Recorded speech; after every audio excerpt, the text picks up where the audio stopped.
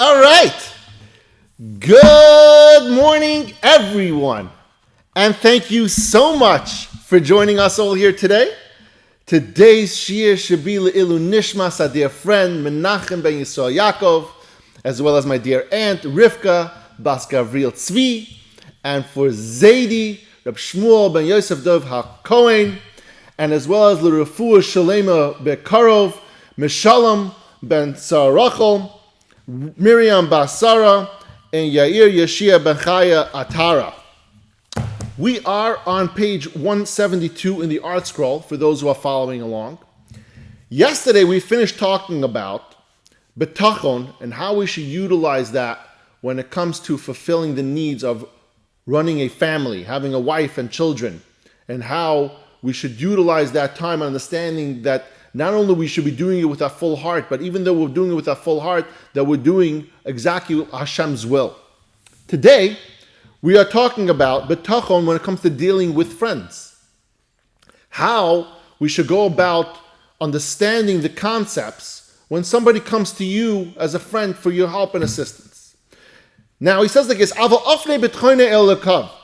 us now address the way of a person to apply Bitachon in Hashem, binyona mishahu lamal mimenu or mishahu lamata mimenu mikitas b'nei adam. In regards to requests that he makes from others, whether those are above him or below him amongst his social groups. Rav Av utilized a lot of this term of above him and below him. And what he means by that, it really means in the social circles where people might look up to him in a specific social circle. Not that you should think that, oh, this person is better than you. It just means in a specific social circle, this person might be, let's say it's a business social circle, and so this person does really well at a certain industry, and so you might look up to that person for guidance and assistance. Below him means people that do other things that you might not want to do, or something that you're not capable of, or something that you don't find as appealing to you.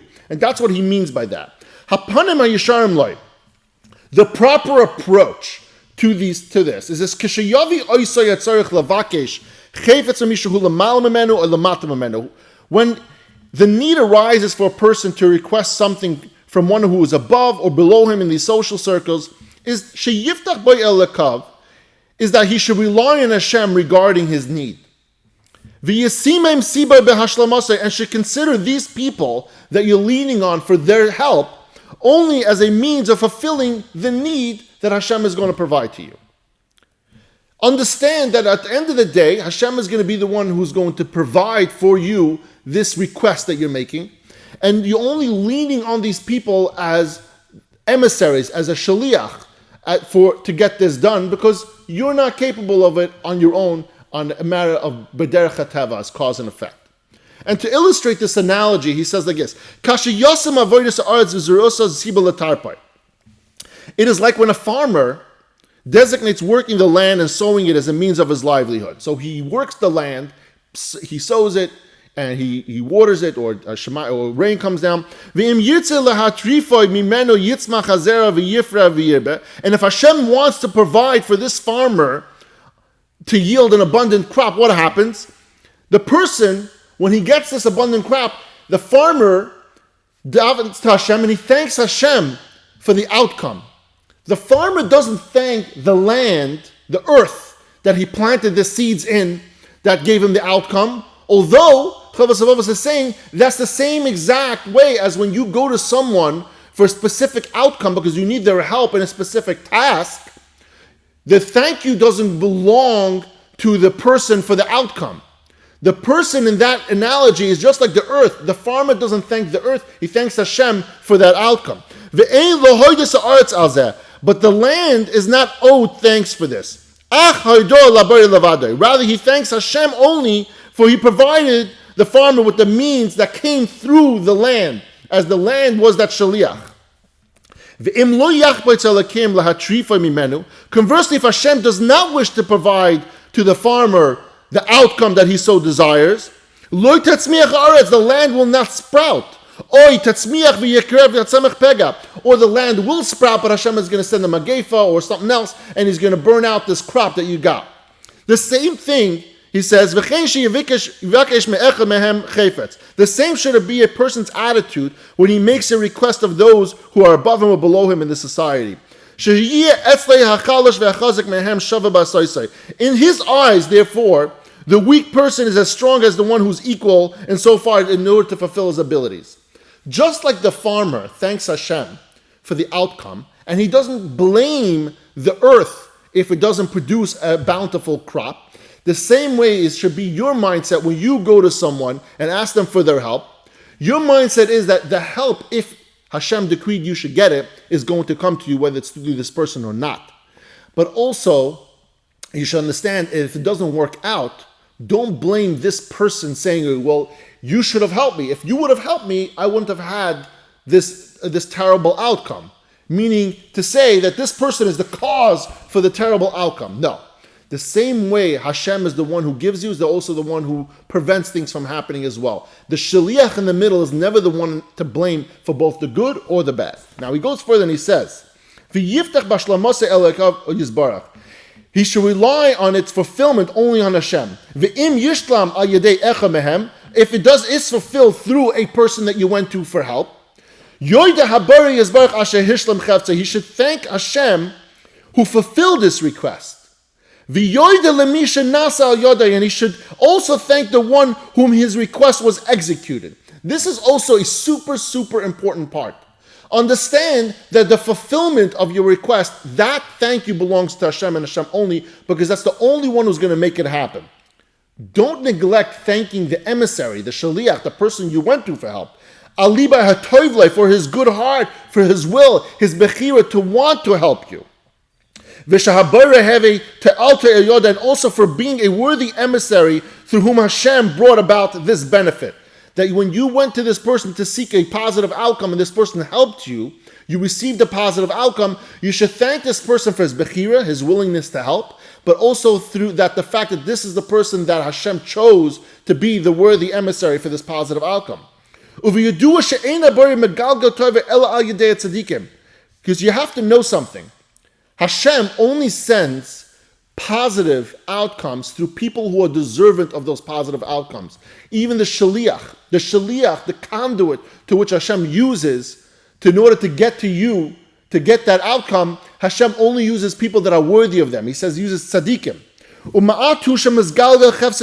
And seldom brought about a loss through them. It says, the benefit is brought through one who is meritorious and harm through one who is guilty. Someone who is meritorious, someone who's deserving of good, Hashem uses them also as a conduit to be a shaliach for other people. Someone who's deserving of punishment, Hashem might also use them as a conduit to bring punishment onto others. The pasuk says, "Lo ye'una latzadik kol aven." No justice will ever come through a righteous man.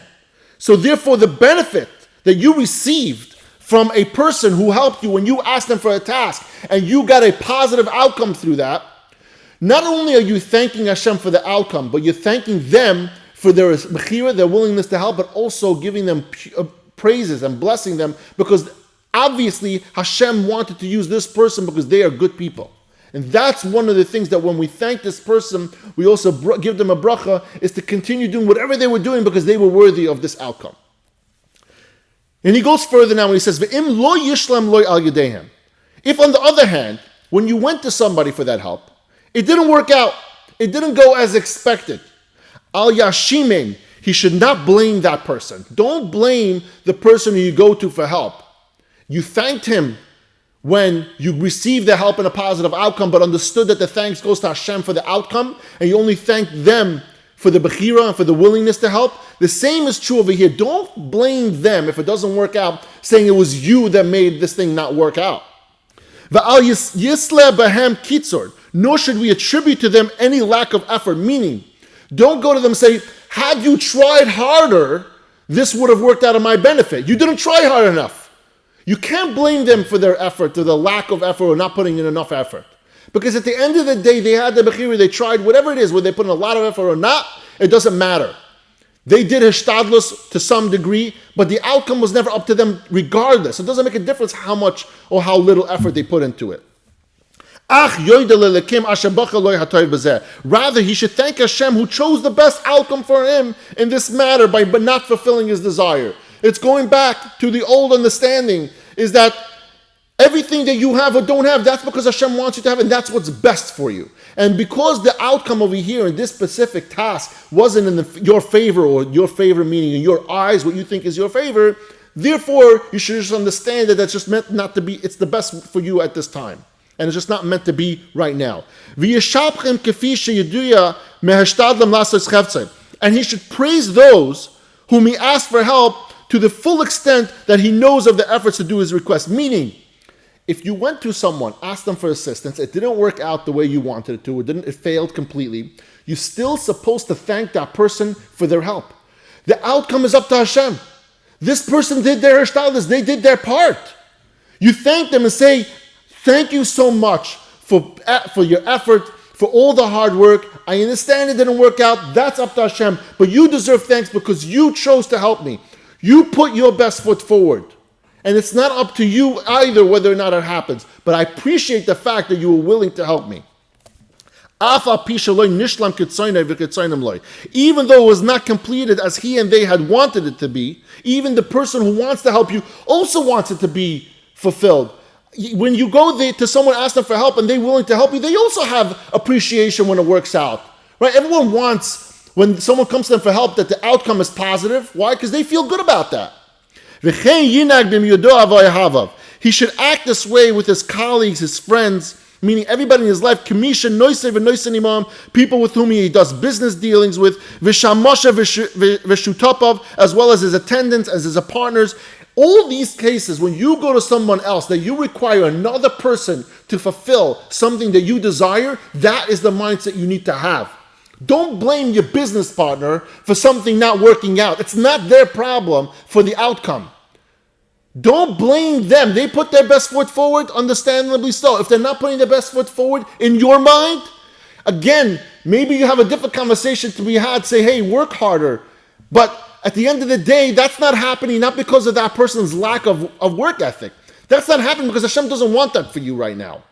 And that's the same with everybody else, business partners, children, friends. It doesn't make a difference who it is. If you require a second person to have a specific outcome that you're looking for, that person is not going to be liable for the outcome. They could only be thanked for their effort. Yes, that they could. And don't blame them for their lack of effort either, because that's just the way it is. Hashem didn't want them to do it. At the end of the day, they can have the will, or they don't have to have the will. You don't have to thank them. You can go elsewhere. You can keep on doing your hishtadlus to find somebody else. Rav Av now addresses how a person who lives with Bitachon should act when others ask him for assistance. So now we covered us going to someone else, asking them for their help, and how we need to thank them, thank Hashem, understand what portion of your thanks goes to who. Now we are on the receiving end of the request. Someone's coming to us and asking us for our help. How do we go about on a Bitachon mindset to help this person? If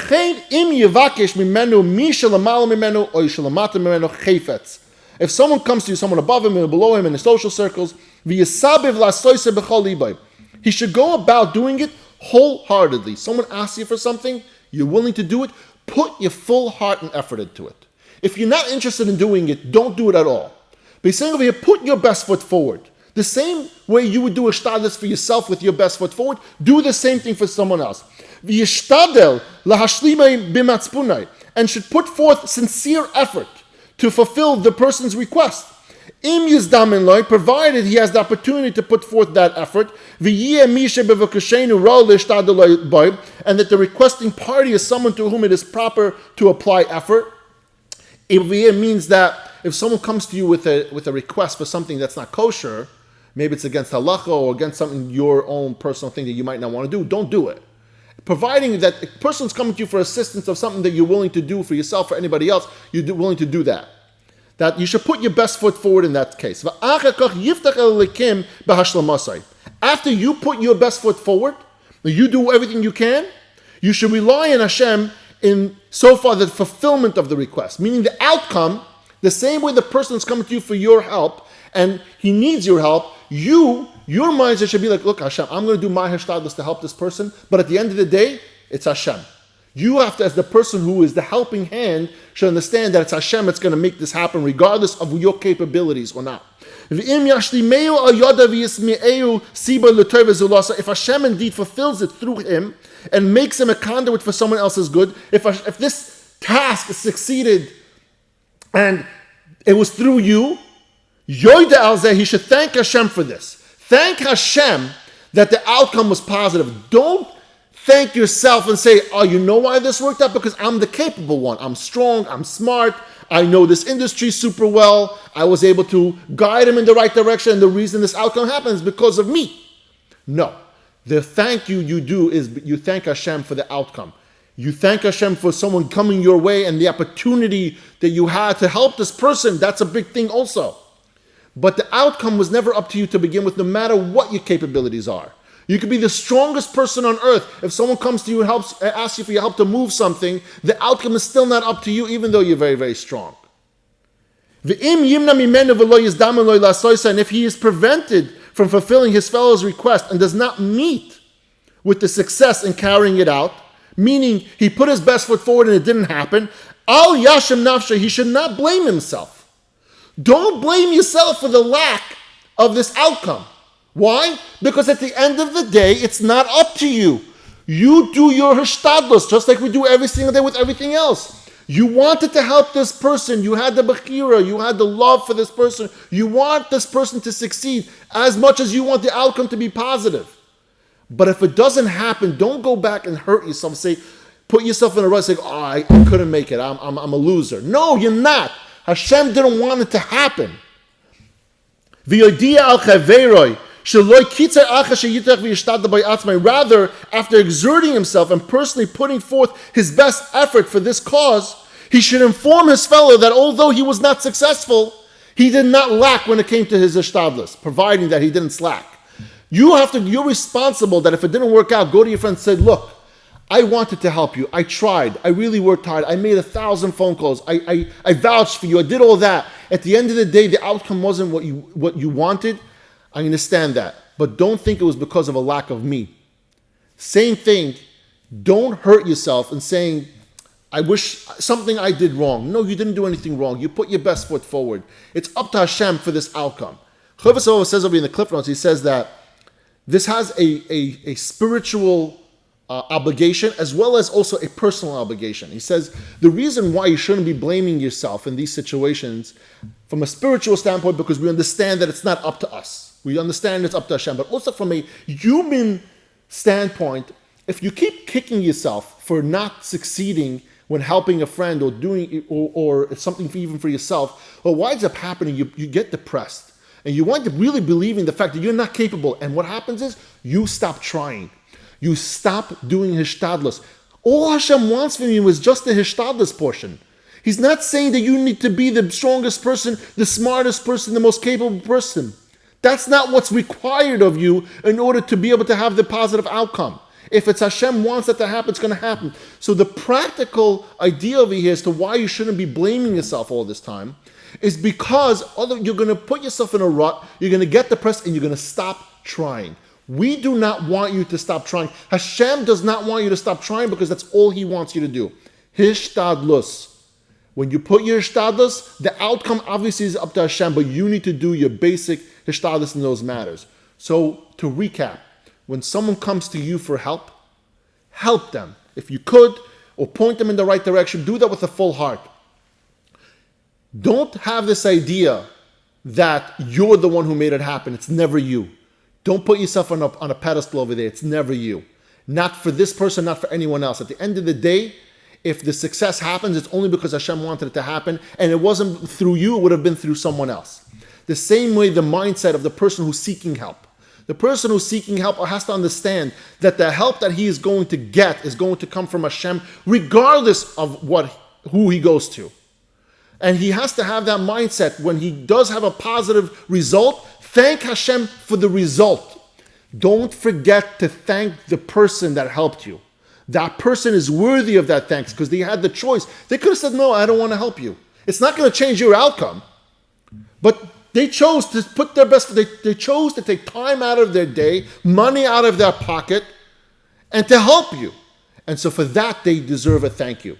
And also remember that this person who did have a positive outcome through you, and you sought their help them, Hashem chose them also to have the positive outcome through them, and they were worthy of that. And continue to give them brachas because clearly they were worthy of such an outcome as well. Thank you, everyone, for joining us all here today, and I love you all.